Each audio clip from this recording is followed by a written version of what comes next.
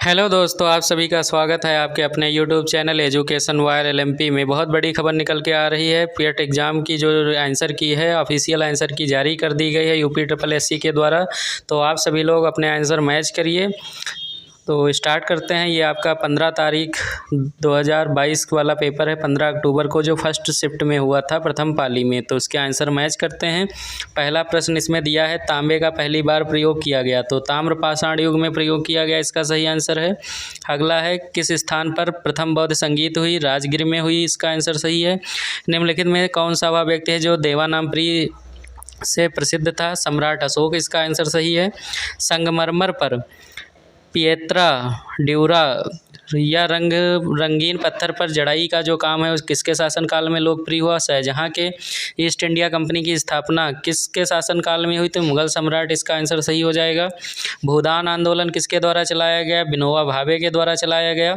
गांधी जी को नमक दांडी यात्रा जो थी, उसमें किसने प्रेरित किया महिलाओं को शामिल करने के लिए? तो कमला देवी चट्टोपाध्याय, इसका आंसर सही हो जाएगा होगा ऑफिशियल आंसर की के अकॉर्डिंग।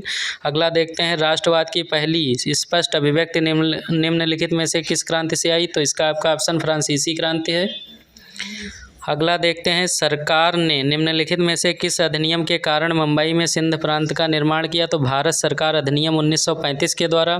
प्रसिद्ध जो था नारा दिल्ली चलो, ये किसने दिया? सुभाष चंद्र बोस के द्वारा दिया गया। विश्व की सबसे ऊंची चोटी माउंट एवरेस्ट किन दो देशों के बीच में स्थित है? तो नेपाल और तिब्बत की। गर्मी जो होती है, गर्मी का मौसम का मुख्य कारण था तो उच्च आर्द्रता और उच्च तापमान, इसका सही आंसर हो जाएगा। अगला प्रश्न देखते हैं।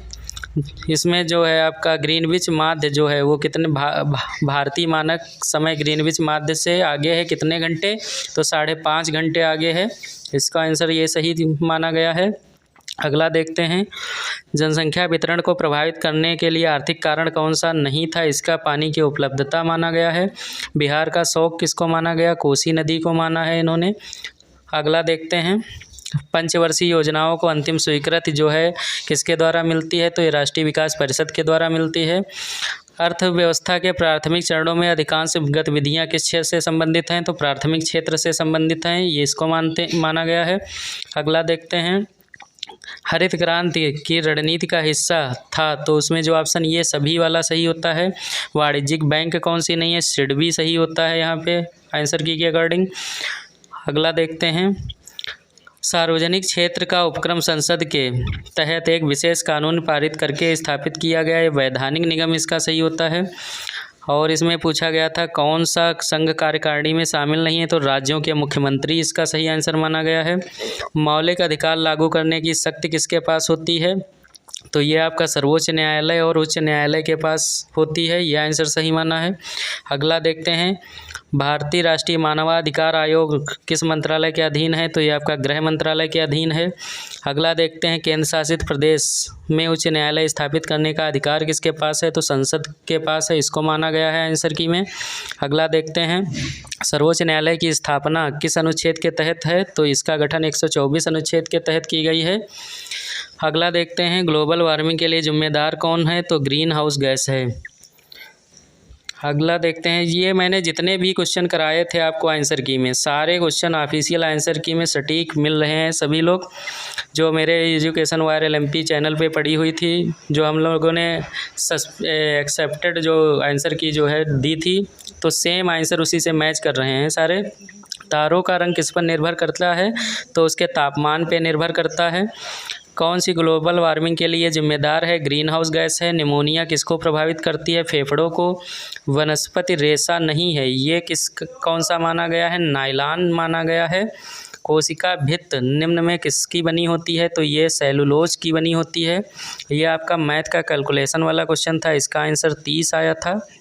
ये सारे क्वेश्चन जितने भी मैंने एक्सपेक्टेड आंसर की में दिए थे सभी लगभग सही हैं, और इसको सॉल्व करने पे इसका आंसर 100 आया था। और ये समाचार वाला जो था 50% जो है 40% समाचार एक्स पढ़ते हैं, 50% वाई पढ़ते हैं, 10% दोनों को पढ़ते हैं। तो इसका आंसर आया था 20, जो कोई नहीं पढ़ते हैं। अगला आपका करणी से जो क्वेश्चन था, इसको सॉल्व करने पे स्क्वायर रूट निकाल के जो ऐड करना था, इसका 14.26 आंसर आया था। महर्षि का जो संधि विच्छेद पूछा गया था, इसका आंसर महा प्लस ऋषि जो है इसको माना गया है। और कौन सा युग्म जो है वो सही नहीं था, तो इसका आपका माना गया है अवलंब अविलंब अधर विलोकित, ये वाला आंसर माना है। दूसरा आपका पर्यायवाची पूछे गए थे, कौन सा युग्म सही है, तो पार्वती रुद्राणी भवानी सही है। विलोम युग्म कौन है, नूतन पुरातन है। और अगला प्रश्न था ख्याली पुलाव पकाना, मुहावरे का अर्थ क्या होगा, तो इसका असंभव बातों की कल्पना करना, ये आपका इसमें दिया गया है आंसर में, असंभव बातों की कल्पना करना। नेक्स्ट पैराग्राफ इंग्लिश का है, उसके आंसर मिला लेते हैं।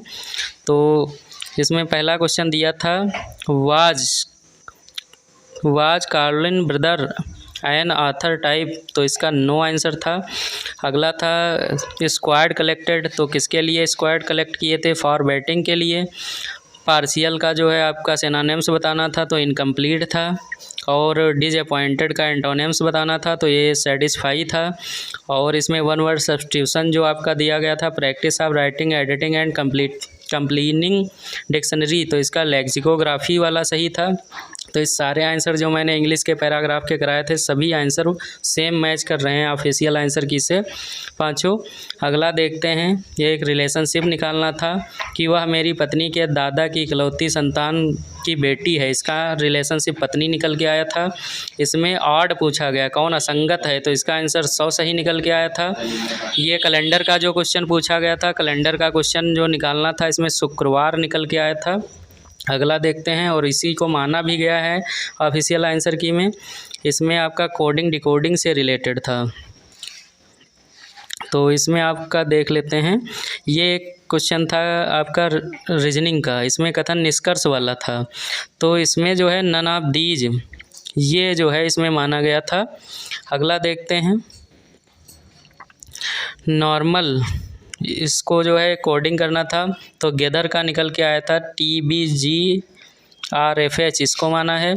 और कृत्रिम भ्रूण कहाँ तैयार किया गया, इजराइल में तैयार किया गया था, इसको माना गया है। और जो आपका प्रधानमंत्री नरेंद्र मोदी के द्वारा किस राज्य में India international bullion exchange launch किया गया, तो गुजरात इसका आंसर माना गया है। अगला देखते हैं, जो आपका ताइवान में अपना सैन्य अभ्यास प्रारंभ किया था, तो इसके लिए चीन माना गया है। और ये आपका किस शहर में मेट्रो, अंडर वाटर मेट्रो का उद्घाटन किया गया, तो कोलकाता यहाँ पे आपका जो है सही आंसर माना गया है। और अगर बात करें भारतीय संचार का आयोजन किया गया कौन 2022 में, तो किस नाम से, स्काईलाइट के नाम से। अगला देखते हैं, भारत के किन दो शहरों के बीच आकाशा एयर की पहली उड़ान, तो मुंबई से अहमदाबाद की। अगला देखते हैं, आज़ादी का अमृत महोत्सव, इसमें एक बढ़े चलो अभियान चलाया गया था, ये किस मंत्रालय के अंतर्गत आता है, संस्कृति मंत्रालय। अगला देखते हैं, IIT ने भारतीय भाषा प्रौद्योगिकी को आगे बढ़ाने के लिए A14 भारत में नीलकेणी केंद्र की शुरुआत की थी, तो इसका आंसर IIT मद्रास माना है। अगला देखते हैं, ये तस्करी रोकी गई थी चंडीगढ़ में नशीली दवाओं के लिए, इसका सम्मेलन का आयोजन किसने किया था, तो अमित शाह को इसमें माना है। हर घर जल प्रमाणित राज्य कौन बना, गोवा, ये इसको माना गया है आपके आंसर की में। भारत का पड़ोसी देश जो पूछा गया था कौन नहीं है, तो UAE को आंसर की में दिया गया है। और जो आपका हंगरी की राष्ट्रीय मुद्रा है, तो हंगेरियन फोरेंट, ये दिया गया है। अगला देखते हैं, स्वतंत्रता के बाद भाषा के आधार पर भारत के पहले राज्य का नाम क्या था, तो आंध्र प्रदेश। और लोकसभा के पद के धारण की न्यूनतम आयु कितनी थी होनी चाहिए, न्यूनतम आयु पूछी गई थी, तो इसका 25 वर्ष आंसर में दिया गया है। अगला देखते हैं, ये जितने भी आंसर हैं, हम लोगों ने जितने भी एजुकेशन वायर LMP चैनल पे डाले थे, वो सभी आंसर लगभग 100% एक्यूरेसी के साथ मैच कर रहे हैं। अंतर्राष्ट्रीय जैव विविधता दिवस कब मनाया जाता है, 22 मई को मनाया जाता है। सबसे बड़ा द्वीप पूछा गया था, मांजुली द्वीप पूछा गया था। नौटंकी कहाँ का नृत्य है, तो ये आपका उत्तर प्रदेश इसको माना गया है ऑफिशियल आंसर की में। अंतर्राष्ट्रीय ओलंपिक समिति का मुख्यालय पूछा गया था, ये स्विट्जरलैंड इसको माना गया है। पावर्स ऑफ द माइंड पुस्तक इसके स्वामी विवेकानंद राइटर मान हैं। अगला देखते हैं, आप सभी लोग मैच करते रहिए और अपना देख लीजिए कितने आंसर सही होते हैं। UNFCCC का पूरा नाम United nation framework convention on climate change इसको माना गया है। अब हिंदी के जो आपके कहाँ पैराग्राफ थे उनसे रिलेटेड प्रश्नों को देखते हैं। तो इसमें पहला प्रश्न था, साहित्य अपने दायित्व का निर्वाह किस प्रकार करता है? तो दुष्प्रभावों को सामने लाकर करता है। साहित्य में हमें किस तरह की पुरानी पीढ़ियों की जानकारी मिलती है? राष्ट्र का इतिहास, गरिमा, संस्कृत, सभ्यता, पूर्वजों के विचार, अनुसंधान, तकनीकी साहित्य द्वारा जान सकते हैं, ये वाला माना गया है। साहित्य केवल समाज का दर्पण क्यों नहीं है? तो इसको माना है क्योंकि साहित्य द्वारा समाज की विडंबनाओं, विसंगतियों पर प्रहार करके उनमें सुधार लाने की कोशिश की जाती है। अगला, प्रस्तुत गद्यांश का शीर्षक क्या माना गया है? तो साहित्य और समाज शीर्षक माना गया है। नेक्स्ट देखते हैं, साहित्यकार समाज के प्रति अपने उद्देश्य को कैसे परिपूर्ण करता है? तो साहित्यकार समाज के में अपने कृतियों द्वारा आशा का संचार करता है, उत्साह एवं कृत्यवाद का संदेश देता है इसके द्वारा। तो ये फर्स्ट पैराग्राफ के आंसर मैच हो गए। सेकंड के मैच करते हैं, जिज्ञासु को सत्य एवं अहिंसा के पथ पर चलते समय संकटों का सामना कैसे करना पड़ता है? संकटों को सहते हुए निमित्त नाश किए बिना आगे बढ़ते रहना चाहिए, ये सही माना गया है। सत्य और अहिंसा के मार्ग को अश्व की धार पर चलने के समान क्यों बताया गया है? क्योंकि सत्य और अहिंसा का मार्ग जितना सीधा है उतना ही तंग है, इस मार्ग पर चलना अत्यंत कठिन है, इस ऑप्शन को माना गया। ये सारे ऑप्शन आपके 100% मिल रहे हैं जितने हम लोगों ने डाले थे। सत्य रूपी परमेश्वर की रत्न चिंतामणि को प्राप्त करने के लिए हम क्या कर सकते हैं? तो उसमें जितने ऑप्शन थे वो सारे ये सभी। फिर चिरस्थायी का जो आपका विलोम पूछा गया था उसका क्षणभंगुर। सत्य की तलाश कैसे की जानी चाहिए? श्रद्धापूर्वक अंतः विद्यमान सत्य के मार्ग पर आगे बढ़ते हुए इस सत्य का साक्षात करने से, इसको सही माना है। अगला, ये आपका जो DI से क्वेश्चन थे उनके आंसर मैच कर लेते हैं। इसमें पूछ रहा था, इस अवधि के दौरान कंपनी को प्रति वर्ष ब्याज की औसत राशि कितनी चुकानी? तो 26.66 लाख। अगला देखते हैं, यहाँ पे आपका था, दी गई अवधि के दौरान कंपनी द्वारा भुगतान की गई बोनस की कुल राशि इस अवधि के दौरान भुगतान की गई वेतन की कुल राशि का कितना प्रतिशत है? तो 0.6% है। अगला देखते हैं, 2011 में इन सभी मदों पर कुल व्यय 2015 की तुलना में लगभग कितना प्रतिशत अधिक था? तो ये 68.33% इसका सही आंसर आया था। फिर नेक्स्ट क्वेश्चन था, वर्ष 2013 के दौरान इन मदों पर कंपनी का कुल व्यय कितना था? तो 738.44 लाख था, ये इसको आंसर को सही माना है। नेक्स्ट देखते हैं, इसमें पूछा गया था, सभी वर्षों के लिए करों पर कुल व्यय और परिवहन पर कुल व्यय के बीच में जो आपका रेशियो पूछ रहा था वो उसमें 109 रेशियो 151 को सही माना है। अगला जो DI का क्वेश्चन था ये गाड़ी वाला, तो इसमें पूछ रहा था, ये पहला क्वेश्चन, 10 दिनों के दौरान अल्टो और टियागो की औसत गति का अनुपात क्या था? तो 25:36 था। इसमें पूछा था, अल्टो और क्विड 10 दिनों के दौरान औसत गति की समान गति से एक दूसरे की ओर यात्रा करते हैं, मिलने के बाद वे एक दूसरे के शुरुआती बिंदु की ओर यात्रा करते हैं। यदि शुरू में दोनों कारों के बीच की दूरी 2300 किलोमीटर थी तो अल्टो और क्विड द्वारा एक दूसरे से मिलने के बाद अपने गंतव्य तक पहुंचने में लगे समय का अंतर कितना आएगा? तो इसका 0 घंटा माना गया है, 0 आवर्स। अगला देखते हैं, अगला क्वेश्चन था, दिए गए 10 दिनों के दौरान कार मिनी द्वारा उसकी औसत गति 875 किलोमीटर यात्रा करने में लिए गए समय का दिए गए 10 वर्ष के लिए स्विफ्ट द्वारा औसत गति से 990 किलोमीटर की यात्रा करने में लिए गए समय के अनुपात को देखना था। तो इसका 56:99 आंसर सही माना गया है। अगला देखते हैं, यदि सभी कारों द्वारा 100 दिनों में तय की गई दूरी कार A एवं B 150 घंटे तथा 300 घंटे में तय करती है तो A B की औसत गति के बीच अंतर कितना आएगा? तो इसका आपका 61 किलोमीटर प्रति घंटा आया था। अगला देखते हैं, 10 दिनों के दौरान टिगायो और मिनी द्वारा तय की गई कुल दूरी का अनुपात कितना था? तो ये 18:25 इसका आंसर आया है। अगला देखते हैं, नेक्स्ट DI का क्वेश्चन, 2003 के दौरान कंपनी में कार्यरत कर्मचारियों की संख्या कितनी आई थी? तो ये आपका आया था 5000। अगला जो है, इसमें पूछा गया था, किस वर्ष में पिछले वर्ष की तुलना में कंपनी छोड़ने वाले कर्मचारियों की संख्या में प्रतिशत वृद्धि या कमी अधिकतम हुई है? तो ये 2000 जो है 2 इसका आंसर सही होता है माना गया था। अगला पूछा गया था 2002 से 2003 तक कर्मचारियों की संख्या में लगभग कितने प्रतिशत की वृद्धि या कमी हुई है, तो इसका 1% माना गया है। अगला जो आपका 2003 में कंपनी में काम करने वाले कर्मचारियों की संख्या 2006 में कंपनी में काम करने वाले कर्मचारियों की संख्या का लगभग कितने प्रतिशत है, तो इसका आपका 96.15% आंसर माना गया है। और इसमें जो आपका अनुपात निकालना था इसको 9:13 माना गया है।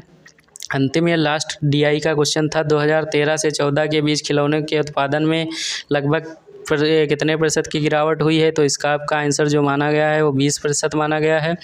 2015 और 17 का औसत उत्पादन किन 2 वर्षों के औसत उत्पादन के बिल्कुल बराबर था, तो 2012 और 17 के, इसको माना गया है आंसर की के द्वारा। अगला देखते हैं 2011 की तुलना में 2018 में खिलौनों के उत्पादन में लगभग कितने प्रतिशत की वृद्धि हुई थी, तो इसका आपका 137.5% माना गया है। अगला देखते हैं पिछले वर्ष की तुलना में किस वर्ष में उत्पादन में प्रतिशत वृद्धि सबसे अधिक हुई है, तो इसका आपका आंसर 2017 लिया गया है। और इसमें पूछा है औसत उत्पादन से अधिक खिलौनों का उत्पादन करने वाले कितने वर्ष हैं, तो इसका आंसर 4। तो इस तरीके से हम लोगों ने पूरे 100 प्रश्नों के आंसर किए, वो भी आपको UPSSC पेट के द्वारा जो ऑफिशियल आंसर की जारी की गई है उससे मैच करवा दिए हैं। आप सभी लोग जो 15 तारीख प्रथम शिफ्ट वाले हैं वो सभी आंसर मैच कर लें, और इसके बाद नेक्स्ट जो हम द्वितीय पाली वाले हैं उनके लिए भी जल्द ही वीडियो प्रोवाइड कराएंगे। तो आप लोग अपने एजुकेशन वायर LMP से बने रहिए, लाइक करिए, शेयर करिए, दोस्तों से सब्सक्राइब करिए और उनको भी आंसर की मैच कराइए। फिर नेक्स्ट वीडियो में जल्द ही मिलते हैं द्वितीय पाली के पेपर के सॉल्यूशन के साथ में जो आंसर की ऑफिशियल आंसर की में दिए गए हैं। तब तक के लिए जय हिंद।